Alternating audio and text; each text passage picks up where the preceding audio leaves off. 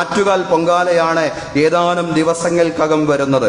വേറൊരു വിശ്വാസവുമായി ബന്ധപ്പെട്ടതാകയാൽ അതിൻ്റെ ആചാരങ്ങളിലും ചടങ്ങുകളിലും നമ്മൾ പങ്കാളികളല്ല. പക്ഷേ കുറേ സഹോദരിമാരും കുട്ടികളും തിരുവനന്തപുരം നഗരത്തിലേക്ക് അതിഥികളായിട്ട് എത്തുന്ന സന്ദർഭമാണ്.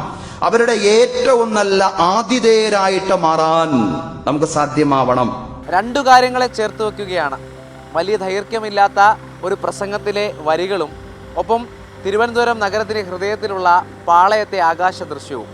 ഇത് രണ്ടും നമ്മുടെ നാടിൻ്റെ വിലാസം എന്താണ്, അത് മുന്നോട്ട് വയ്ക്കുന്ന ആശയം എന്താണെന്ന് സൂചിപ്പിക്കുന്നുണ്ട്. ഭക്തജനങ്ങളായിട്ടുള്ള സ്ത്രീകൾക്ക്, അതുപോലെ തന്നെ അവർക്ക് നമ്മുടെ വീടുകളുടെ ടോയ്ലറ്റുകളോ അതല്ലെങ്കിൽ ശുചിമുറികളൊക്കെ ഉപയോഗിക്കേണ്ടുന്ന സാഹചര്യം ഉണ്ടാകുമ്പോൾ നമ്മൾ അതിന് വേണ്ടിയിട്ടുള്ള സൗകര്യം ചെയ്തു കൊടുക്കുക. ഭിന്നിപ്പിൻ്റേതായിട്ടുള്ള സ്വരങ്ങൾ വരുമ്പോൾ നമുക്ക് അതിനെ അതിജീവിക്കാൻ സാധിക്കണമെങ്കിൽ ഇതുപോലെയുള്ള പങ്കുവെപ്പിൻ്റേതോ ആയിട്ടുള്ള അതല്ലെങ്കിൽ പരസ്പര സ്നേഹത്തിൻ്റേതായിട്ടുള്ള ഒരു സംസ്കാരം നമ്മൾ വളർത്തിയെടുക്കണം. അതിലൂടെ മാത്രമേ നമ്മുടെ നാടിനെ അതിജീവിക്കാൻ സാധിക്കുകയുള്ളൂ എന്നാണ് ഞാൻ പറഞ്ഞതിൻ്റെ ചുരുക്കം. മസ്ജിദിൻ്റെ അടുക്കലാണ്, അതല്ലെങ്കിൽ മസ്ജിദിൻ്റെ മുന്നിലാണ് നിൽക്കുന്നത്. ആ മസ്ജിദിനോട് ചാരിയിട്ട് ഒരേ ചുമരിലാണ് ക്ഷേത്രമുള്ളത്. അതുപോലെ തന്നെ ഇതാ നമ്മൾ ചർച്ചും കാണുകയാണ്. അപ്പോൾ ഇതാണ് ഈ 3 ആരാധനാലയങ്ങൾ. ഇതിൻ്റെ ബാക്കിൽ വേറൊരു ചർച്ചും കൂടിയുണ്ട്.